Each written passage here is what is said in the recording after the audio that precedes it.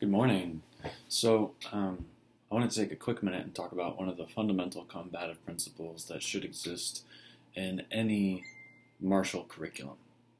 And that is keeping your opponent in front of you without staying in front of your opponent. Okay?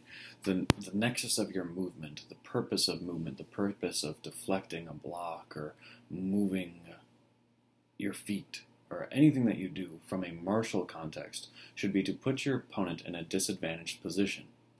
One of the best ways to capture that is to say that I need my opponent to be in front of me without me being in front of my opponent. If you keep this in mind as you move, if you keep this in mind as you practice, you'll realize that it doesn't take a lot. It can just be the slightest twist of the body or the slightest step at an angle.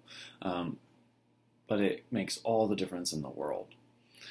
So why is this important to remember? Why is this worth making a video about? Because as martial artists training in martial arts, or if you're new to martial arts going into a dojo where you have a whole bunch of martial artists, you're going to find that the vast majority of people in martial arts choose to stand directly in front of a single opponent.